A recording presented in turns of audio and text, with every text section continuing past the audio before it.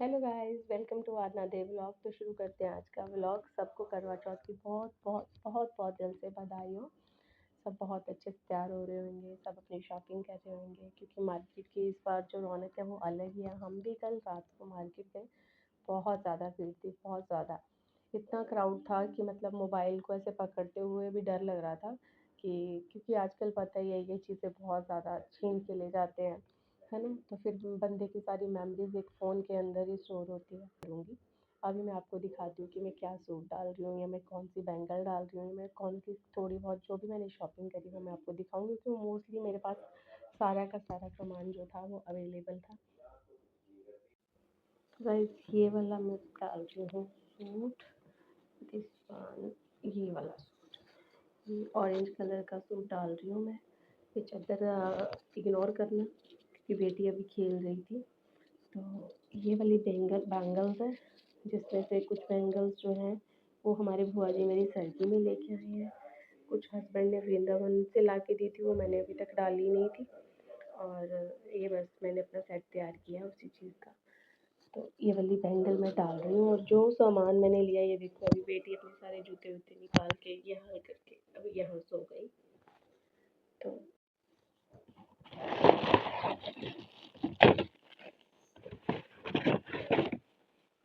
तो गाइस ये है बिंदियाँ, ये सारी मेरी फेवरेट बिंदी है जो मैं एक ही जगह पर कलेक्ट करके रखी हुई हैं। ये ऑरेंज कलर वाली बिंदी मेरी आज चलेगी। मैं करवा चौथ वाले दिन ही बड़ी बिंदी लगाती हूँ। ये वाली पता नहीं कैसी दिख रही है पर बहुत अच्छी बिंदी है। ये वाली बिंदी मैं लगाऊंगी इसमें क्या है, इसमें है मेरे खोलो, हाँ यस, इसमें है मेरे इयररिंग्स। तो ये वाले मैं इयररिंग्स डाल रही हूँ गाइस सूट के साथ। और ये तो मे भी अगर मैं जूड़ा करती हूँ तो उसके साथ ये वाली पिंस लगाऊंगी, अदरवाइज नहीं लगाऊंगी। तो ये तो जस्ट नेल रिमूवर है। ये मस्कारा, ठीक है, ये मेरे लिए बहुत नेसेसरी होता है। मेकअप में और कुछ लगाऊँ ना लगाऊँ ये ज़रूर लगाती हूँ। बाकी रहा वो बेसिक फाउंडेशन, कंसीलर, वो सब कुछ गाइस मेरे पास था। तो दोबारा दोबारा खरीदना मैंने यूज़लेस समझा क्योंकि जब आपके पास सारी चीज़ अच्छे प्रोडक्ट की, अच्छे ब्रांड की है तो आपको ज़रूरत नहीं होती है और जो सूट करता है वही लगाना चाहिए। मेहंदी में मेहंदी, अब बेटी छोटी है तो हम लोग मार्केट में इतना टाइम नहीं दे सकते। ये तो हस्बैंड ने देखो अपना थोड़ा बहुत सीखने की कोशिश करी है और ये मैंने लगाई थी। बस बाकी जो भी वीडियो में शूट करते हैं आज के पूरे दिन का वो मैं आपको दिखाती रहूँगी, ठीक है। करवा चौथ व्रत कथा। श्री गणेशाय नमः। एक साहूकार के 7 लड़के और एक लड़की थी। एक बार कार्तिक मास की कृष्ण पक्ष की चतुर्थी तिथि को सेठानी सहित उसकी 7 बहुएं और उसकी बेटी ने भी करवा चौथ का व्रत रखा।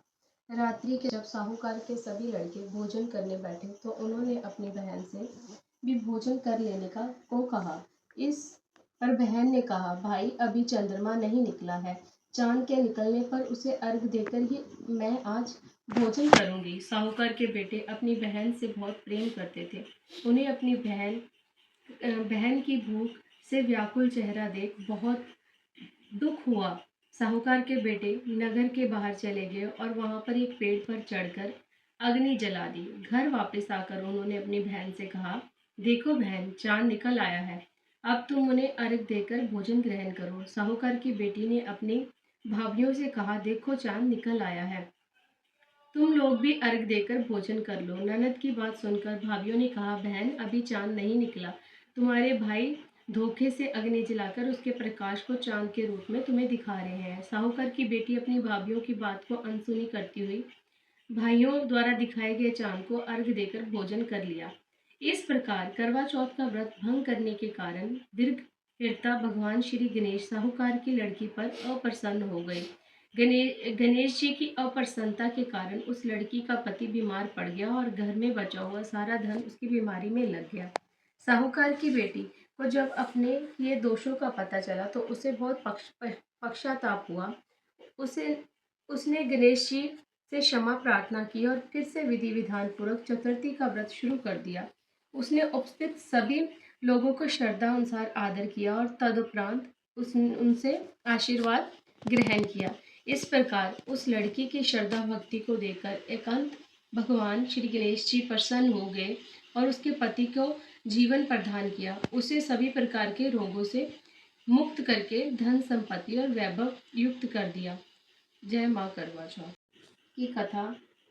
करवा चौथ की कहानी बहुत समय पहले की बात है। एक साहूकार के 7 बेटे और उनकी एक बहन करवा थी। सभी सातों भाई अपनी बहन से बहुत प्यार करते थे, यहाँ तक कि वे पहले उसे खाना खिलाते और बाद में समय खाते। एक बार उनकी बहन ससुराल से मायके आई हुई थी।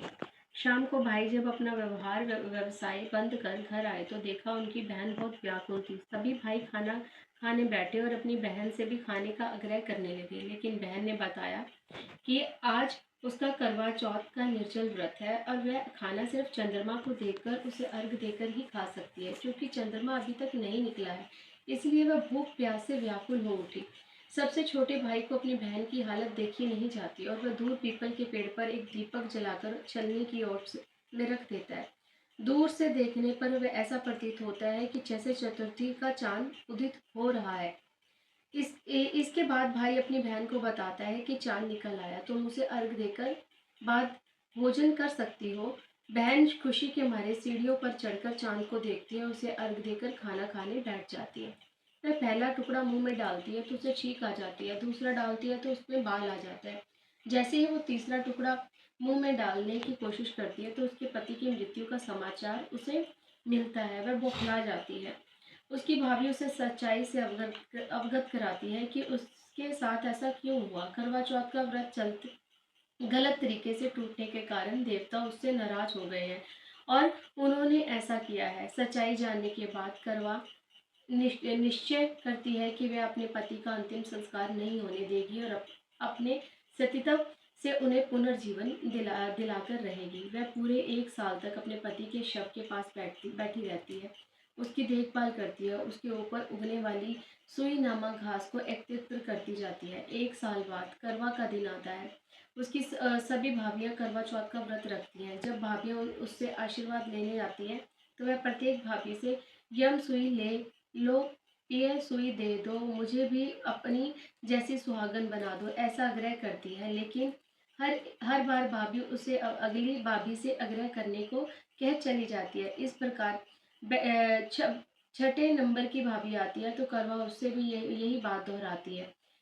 यह भाभी उसे बताती है कि चूंकि सबसे छोटी भाई की वजह से उसका व्रत टूटा था, अतः उसकी पत्नी में ही शक्ति है कि वह तुम्हारे पति को दोबारा जीवित कर सकती है। इसलिए जब वह आए तो तुम उसको पकड़ लेना और जब तक वह तुम्हारे पति को जिंदा न कर दे उसे नहीं छोड़ना।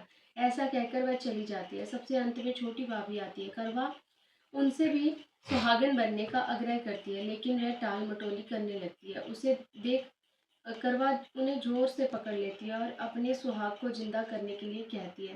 भाभी उससे छुड़ाने के लिए नोचती है, कसोटती है, लेकिन करवा नहीं छोड़ती। अंतः में उसकी तपस्या को देख भाभी पसीज जाती है और अपनी छोटी उंगली को चीर कर उसमें से अमृत उसके पति के मुंह में डाल देती है। करवा का पति तुरंत श्री गणेश करता हुआ उड़ जाता है। इस प्रकार प्रभु कृपा से उसकी छोटी भाभी के मध्य से करवा को अपना सुहाग वापस मिल जाता है। हे श्री गणेशाय माँ गौरी, जिस करवा प्रकार को चिर सुहागन का वरदान आपसे मिला है वैसे ही सब सुहागनों को मिले। जय माँ करवा चौथ।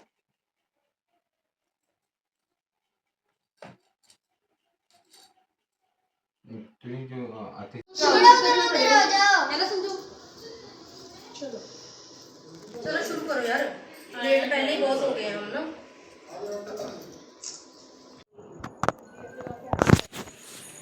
डंडा था, मैं डंडा रख के आई थी, वो तो देना है।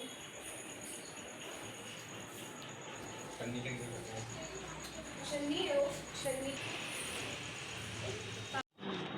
नहीं तो भाभी जल्दी आ जल्दी। ये ग्रीन रुक जाओ, ये रुक जाओ। प्रसाद तो चाहे साइड पे रख दो। ये लो, ठीक है।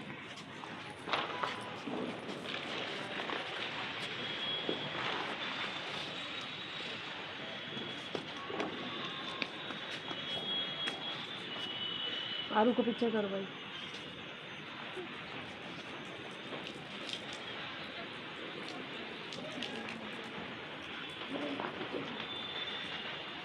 पानी लगाओ मेरे मुँह पे, अपने आप काम करो, आ जाओ। चावल नहीं है परमात्मा लंबी उम्र करे, सुख शांति दे। बहुत मुझे हाथ खड़ी, पैर खड़ी, अर्घ देंगे। स्वागत खड़ी, हाथ खड़ी, जैसे बना अर्घ देंगे, स्वागत मम्मी की बना है यार। चलो बेटा। हाँ